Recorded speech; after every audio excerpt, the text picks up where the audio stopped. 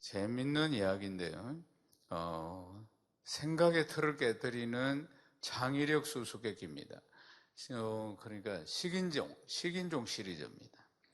식인종이 아파트를 보면은 무엇이라고 할까요? 종합 선물 세트라 이렇게 이야기한답니다. 식인종이 엘리베이터를 보면은 뭐라고 이야기할까요? 자동 판매기라 이렇게 이야기한다. 식인종이 로봇을 보면은 무엇이라고 할까요? 유사식품이라 이렇게 합니다. 일부 예배들은 잘 맞추시던데 이분은요 그렇습니다. 네. 식인종이 열차를 보면은 무엇이라고 할까요? 달리는 열차를 보면 김밥이라고 한답니다. 마지막이에요. 식인종이 병원을 보면은 무엇이라고 할까요?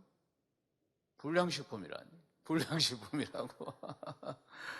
오늘 설교 말씀 나에게 주시는 말씀으로 아멘하고 받으면 역사가 일어납니다. 사랑하는 여러분, 토요일 저녁에 제가 양육을 합니다. 토요일 저녁에 양육할 때 많은 대가를 치르고 오고 있다 하는 것을 제가 알고 있습니다. 사랑하는 여러분, 그런데 우리 인생에 있어서 참 중요한 게 있습니다.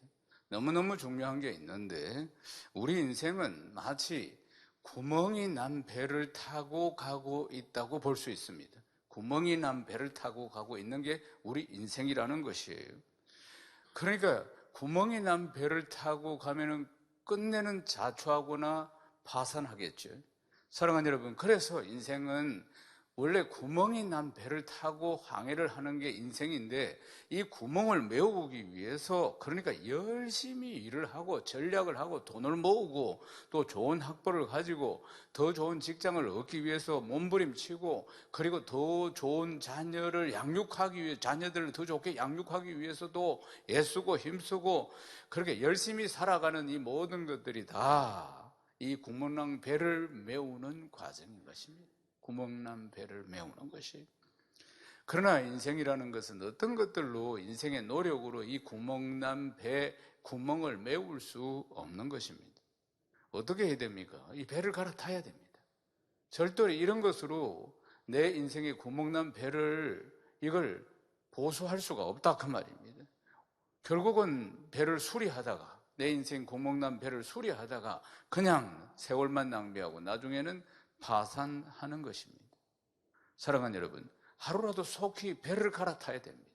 배를 갈아타야 되는데 워런 버핏이라는 세계적인 갑부가 이런 투자의 기제라고 하는 이 양반이 이런 이야기였어요. 타고 있는 배가 항상 새고 있다는 것을 알면은 구멍을 막느니 차라리 배를 바꿔 타는 것이 좋다. 그런 이야기를 한 것입니다.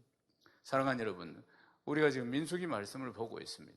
이스라엘 백성들이 애굽 땅에서 430년을 종살이하면서 살았습니다. 그래서 그들이 종살이지만 노예살이 하지만은 조금 더 편하고 조금 더 잘 먹고 조금 더 잘 살기 위해서 이 애굽 사람들의 비위를 맞추기 위해서 애를 쓰고 그리고 어떻게 하든지 그냥 아주 조금 더 나은 삶을 위해서 애쓰고 힘쓰고 그리고 조금 더 그 안에서도 조금 더 나은 지위를 얻기 위해서 몸부림을 쳤을 것입니다. 그렇지만 그들은 여전히 노예입니다. 우리가 이 제약된 이 세상을 살아가는 데 있어서 좀 더 높은 자리를 차지하고 좀 더 많은 부요함을 누리고 좀 더 많은 돈을 가지고 그렇게 산들 하나님을 모르고 자신의 정체성을 모르고 자신이 이 땅에 왜 태어났는지 이 사명도 모르고 살아가는 삶은 곧 파선할 구멍난 배를 타고 가는 거하고 같다 이 말씀. 이해가 되면 아멘 하십시오. 이스라엘 백성들이 애굽에서 노예살이를 했습니다. 이제 그들이 출애굽에서 새로운 땅을 향해서 가고 있습니다. 새로운 땅을 향해서 가야만이 삶이 달라지는 겁니다. 배를 갈아타야만이 삶이 달라질 수 있습니다. 애굽에서 지 아무리 몸부림을 쳐봐야 그 안에서 아무리 노력을 해봐야 구멍난 배를 타고 가는 인생하고 똑같은 것입니다. 그들은 나와서 출애굽을 해서 새로운 땅, 약속의 땅으로 가야 하는 것이에요. 사랑하는 여러분, 그래서 그들은 강약길로 들어섰는데 약속의 땅으로 가는 과정 속에서 지금 그들이 애굽에 살고 있을 때는 지금보다는 훨씬 더 부유한 삶을 살았어요. 지금 광야길보다는 훨씬 더 편안히 잠잘 수 있고 집이 있고 먹을 것이 있고 그리고 여러 가지 지금의 상황보다는 훨씬 더 따뜻하게 누리는 것들이 더 많았을 것이라 그 말입니다.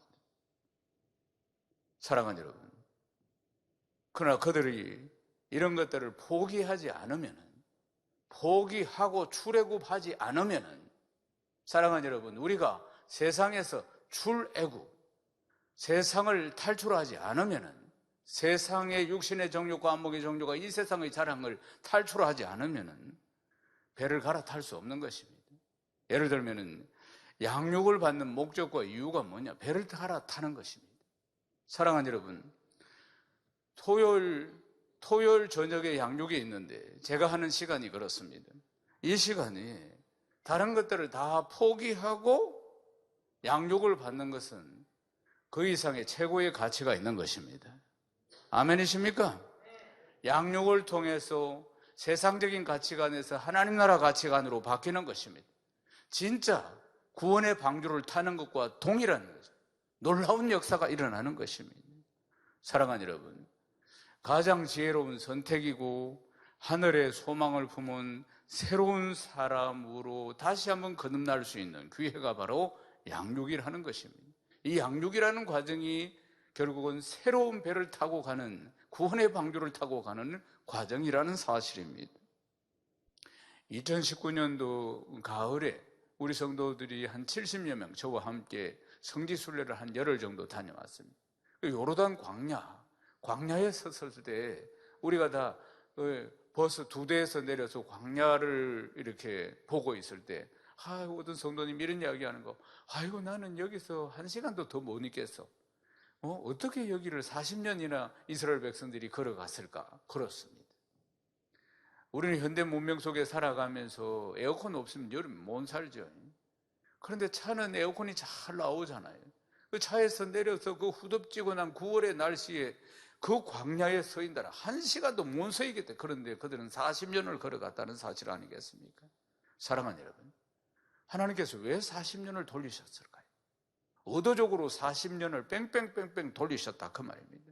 우리는 여기에서 하나님께 질문을 해야 합니다. 신앙생활은 질문입니다. 우리는 부족하고 연약하죠. 우리의 인생이 어떻게 될지 아무도 모르고 지금 다 겪고 있는 모든 일들도 실제로 이해가 되지 않는 것들도 여러 가지가 참으로 많이 있다 그 말입니다. 그러니까 우리는 하나님께 질문해야 하는 것입니다. 그리고 하나님과 소통해야 하는 것이에요. 우리의 질문이 뭡니까? 바로 기도입니다. 할렐루야. 아무거나 질문하는 것이 아니라, 그러니까 질문할 내용을 잘 진지하게 고민하고 잘 이렇게 정리해서 하나님께 질문할 필요가 있다는 사실이에요. 맹목적으로 하나님을 믿고 신앙하는 것이 아니라 내가 믿는 하나님을 알아야 될 거 아닙니까? 그러니까 하나님은 어떤 분이십니까? 하나님 내가 이렇게 겪고 있는데 이게 내가 도저히 이해가 안 됩니다. 왜 이런 일들이 내 일상생활에 다가왔습니까? 이해가 안 되니까 질문해야지. 내 머리로 아무리 생각해봐도 이해가 안 되니까 하나님 앞에 질문하는 것이 기도이고, 그러나 우리가 질문할 때 조심해야 될 것은 원망이나 분노나 하여튼 불평이나 이런 마음을 가지고 따지듯이 질문하는 것이 아니라 그것은 하나님을 대적하는 것이므로, 그러니까 진지하게 겸손한 자세로 눈물로, 그리고 정말 애간장을 태우며 하나님 앞에 호소하며 질문하는 것입니다. 사랑하는 여러분, 하나님 앞에 지혜를 구하십시오. 아멘이십니까? 내 인간적인 전략이나 내 인간적인 술수나 내 인간적인 계획이나 내 인간적인 노력으로, 내 인간적인 방법으로 이 세상 이길 수 없습니다. 이 세상 공중권세 잡은 자 이길 수 없습니다. 이 세상은 눈에 보이지 않는 영적인 전쟁입니다. 이 광야길에서 내 힘으로 이 영물들을 이길 수 없는 것입니다. 사랑하는 여러분, 이스라엘 백성들을 광야길에서 뺑뺑뺑뺑 돌리셨듯이 왜 하나님은 내 인생을 이렇게 뺑뺑뺑뺑 인생 광야길에서 돌리시는가? 왜 삭막하고 그리고 인정머리 없고 이기적인 이 세상살이에서 왜 하나님은 돌게 만드시는가? 이 문제를 놓고 애간장을 태우면서 하나님 앞에 질문하다 보면은 기도가 습관이 되고 체질이 되고 매사에 사소한 것에서부터 큰 일에 이르기까지 이제는 다 하나님께 질문을 하게 되는 겁니다. 이게 영적인 습관이 되는 것이죠. 그러면은 응답을 받게 되고 또 응답을 받고 행동하면 또 응답을 받고 나면은 그 말씀을 실천할 수 있는 능력을 하나님이 주시는 줄로 믿습니다. 사랑하는 여러분, 하나님께 질문하는 습관, 기도의 습관이, 영적인 습관이 몸에 배이시기를 주님의 이름으로 축원합니다. 자기 마음대로 결정하고 자기 마음대로 살아서는 안 된다는 걸 기억해야 합니다. 우리를 돕기 위해서 성령님이 우리 안에 계십니다. 아담을 보십시오. 아담이 하나님께 질문을 이래서 해야 되는 겁니다. 하와가 먼저 선악과를 먹었습니다. 그런데 아담이 하와가 권하니까 선악과를 먹었다 그 말이죠. 그러기 전에 하나님께 이렇게 질문해야 되는 겁니다. 하나님께서 선악과를 먹지 말라고 했는데 아내가 자꾸 하와가 먹으라고 합니다. 어떻게 해야 됩니까? 이렇게 질문해야죠. 이렇게 질문했더라면 선악과를 먹지 않았을 겁니다. 그러면 하나님 바로 답을 주셨을 겁니다. 먹으면 안 된다. 결코 안 된다. 하나님 또 답을 주십니다. 또 답을 주시고, 하나님은 벙어리가 아니십니다. 하나님은 우리와 소통하기를 원하십니다. 더 깊이 소통하기를 원하시는 거예요. 얘야, 내가 니하고 대화하고 싶다. 내가 니하고 교제하고 싶다. 그렇게라고 답답하지 나에게 이야기해라. 하나님 항상 그렇게 이야기하시는 거예요. 사랑하는 여러분, 에덴 동산도 아닌 이 광야길에서, 이 삭막한 광야길에서, 한치 앞을 알 수 없는 우리 인생길에서 어떻게 무지하고 어리석은 내가 내 마음대로 생각하고 결정하고 행동할 수 있다는 말입니까? 결과는 뻔합니다. 사랑하는 여러분, 하나님 앞에 질문해야 합니다. 하나님 앞에 답을 구해야 합니다. 하나님은 성령을 보내셔서 나를 돕기 위해서 내 곁에 우리 안에 계시는 것입니다. 그런데 성경을 보면은 하나님은 우리가 질문하기 이전에 이미 답을 주셨다는 것을 보아야 합니다. 이것을 계시라고 하는 겁니다. 계시라는 것이 뭐 신령한 어떤 지리산의 도사가 무슨 계시를 받았다 이런 뜻이 아닙니다. 하나님이 하나님 스스로를 드러내시는 것이 계시입니다. 야곱을 보십시오. 야곱이 바단 아람으로 가는데, 그런데 야곱이 묻거나 기도하기 전에 하나님이 야곱을 찾아오셔서 먼저 답을 주십니다. 창세기 28장 13절에서 15절을 읽겠습니다. 또 본적 여호와께서 그 위에 서서 이르시되 나는 여호와니 너의 조부 아브라함의 하나님이요 이삭의 하나님이라. 네가 누워있는 땅을 내가 너와 네 자손에게 주리니 네 자손이 땅에 티끌같이 되어 네가 서쪽과 동쪽과 북쪽과 남쪽으로 퍼져나갈지며 땅의 모든 족속이 너와 네 자손으로 말미암아 복을 받으리라. 내가 너와 함께 있어 네가 어디로 가든지 너를 지키며 너를 이끌어 이 땅으로 돌아오게 할지라. 내가 내게 허락한 것을 다 이루기까지 너를 떠나지 아니하리라 하신지라. 아멘. 먼저 찾아오셔서 답을 주시는 분이 우리 하나님이십니다. 믿습니까? 사랑하는 여러분, 하나님 앞에 나오면 답을 얻습니다. 아멘이십니까? 나오기만 하면 되는 것입니다. 나와서 질문하기만 하면 되는 것입니다. 아멘이십니까? 그래서 민수기 1장 45절에서 46절을 읽어보겠습니다. 이같이 이스라엘 자손이 그 조상의 가문을 따라 20세 이상으로 싸움에 나갈 만한 이스라엘 자손이 다 계수되었으니 계수된 자의 총계는 60만 3,550명이더라. 오늘 나가서 싸움을 할 만한 장정이 60만 명이나 되는데도 그들이 애굽에서 꼼짝도 못하고 노예살이를 했다 이 말입니다. 왜요? 그들은 싸우는 군인이 아니라 감시감독 아래서 일하는 노예였기 때문이에요. 그들은 이 노예 생활에 아주 익숙해져 있었다는 것이에요. 몸이 건강한 남자들인데도 불구하고 말이에요. 몸도 빠르고 여러 가지로, 그런데도 불구하고 머리가 텅 빈 사람들이었습니다. 20세 이상 지금 전쟁에 나가서 싸울 만한 자, 이걸 계수하는데도 그들이 시간이 얼마 걸리지 않았습니다. 성경을 보면은 신속하게 계수를 해서 보고한 것을 볼 수 있어요. 왜 그랬을까요? 매일매일 때로는 여러 명이 함께 노동에 투입되면서 카운터를 해야 되기 때문에 그렇습니다. 이런 몇 명이 들어가고 누가 들어가고 항상 그런 일들을 자주 하고 있어요. 그러니까 이 사람을 계수하는 데는 이게 뛰어났다 그 말입니다. 숫자를 세워서 투입하는 거, 이런 부분들에 대해서. 그런데 하나님께서는 이들을 부르실 때부터 하나님의 군대라고 불렀습니다. 여호와의 군대라고 불렀어요.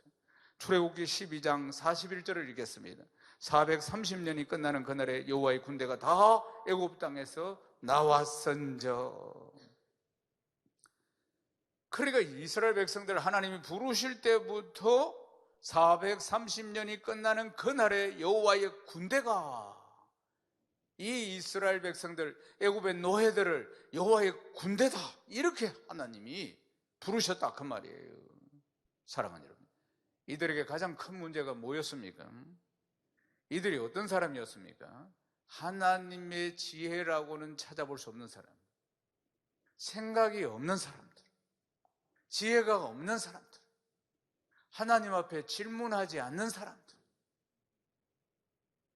한마디로 오합지졸이었습니다. 60만 명이 있으면 무슨 소용이 있습니까? 오합지졸이었어요. 생각이 없는 사람들이었어요. 그저 애굽의 노예살이에서 조금만 더 편하게, 조금만 더 잘 먹고, 조금만 더 그것으로 만족하는 사람들. 그저 조금 더 편하게, 조금 더 잘 먹는 것, 조금 더 배부른 것, 그것만 생각하는 사람들. 이들의 정신세계는 다 망가져 있었음을 볼 수 있습니다. 민수기 11장 5절을 읽겠습니다. 우리가 애굽에 있을 때는 값없이 생선과 오이와 참외와 부추와 파와 마늘들을 먹은 것이 생각나거늘.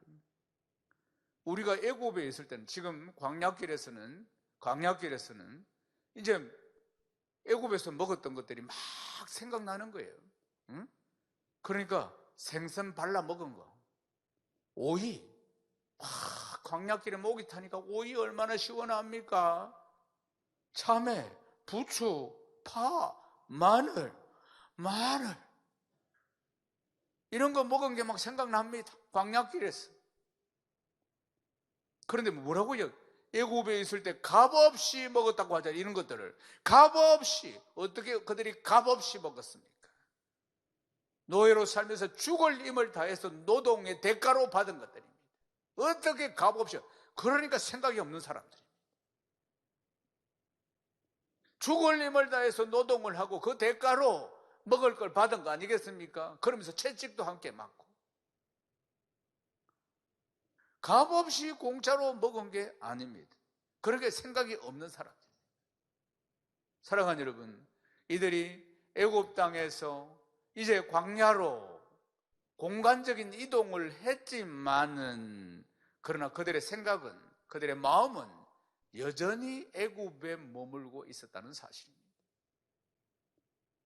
그러니까 하나님의 군대가 아니라 애굽의 노예로 광야를 지금 떠돌고 있다는 사실입니다.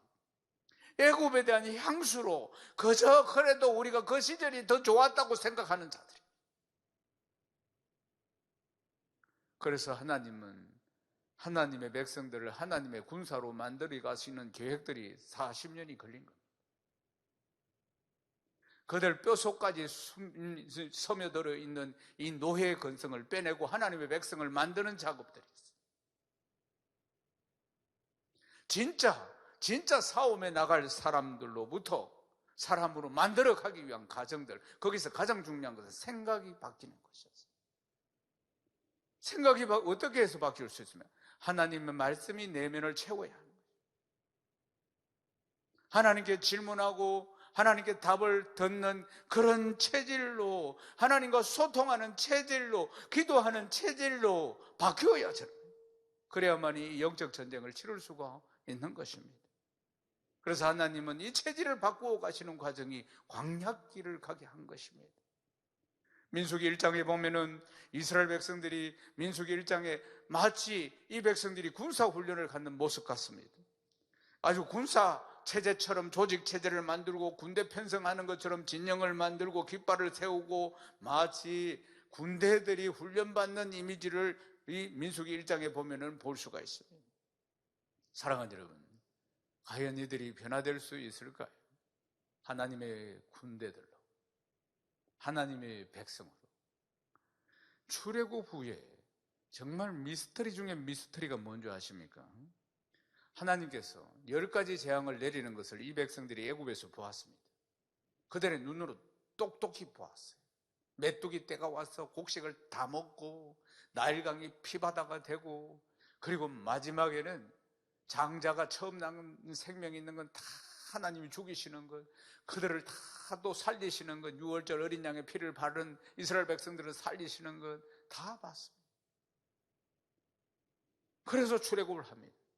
출애굽해서 제일 첫 번째 만난 문제가 뭐였습니까? 홍해바다 아닙니까?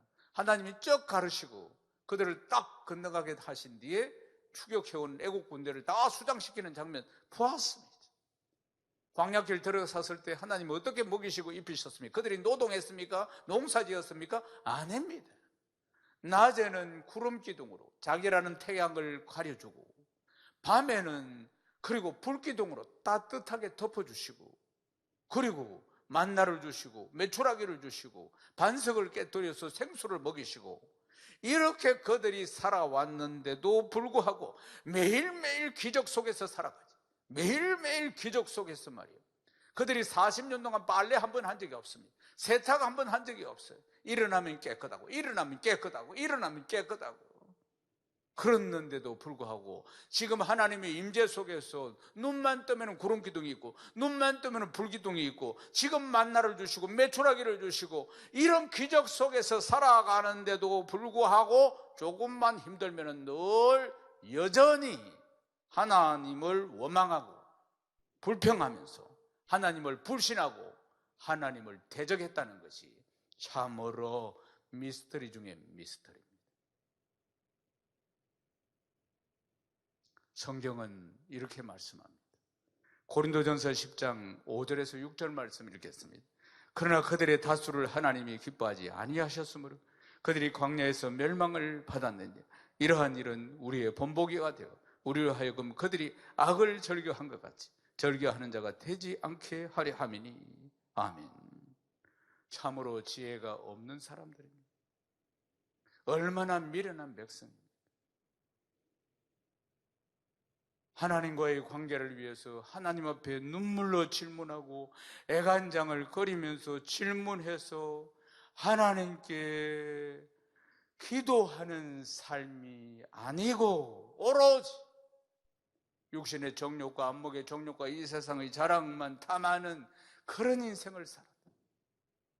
기적과 표적 앞에서 하나님의 임재가 분명한데도 불구하고 늘 원망하고 늘 불평하는. 사랑하는 여러분, 이제 말씀을 마무리하겠습니다. 우리가 인생의 강약길을 가고 있습니다. 치열한 영적인 전쟁 속에서 우리가 사업을 하든지 신앙생활을 하든지 자녀를 양육하든지 살아가는 모든 것들이 전쟁입니다. 에베소서 6장 12절에 우리의 싸움은 혈과 육이 아니고 어둠의 영들과의 전쟁이라 했어요. 이 배후에 다 어둠의 영들과의 전쟁이에요. 사업을 하든지 자녀를 키우든지 학업 중 공부를 하든지 무엇이든지. 사랑하는 여러분, 이 싸움에 나가서 승리하기 위해서는 삶의 체질을 바꿔야 합니다. 어떻게 바꿔야 합니까? 하나님께 눈물과 탄식하며 질문하는 기도의 사람이 되어야 하는 것입니다. 기도의 사람. 그래야 하늘의 지혜와 하늘의 소망이 넘치는 참된 지혜자로 이 땅에서 이 치열한 영적인 싸움에서 승리하게 되는 줄로 믿습니다. 이 세상을 기도로 승리하고 하늘의 지혜로 하나님의 뜻을 이루어 드리는 멋진 하나님의 용사들이 다 되시기를 주님의 이름으로 축원합니다.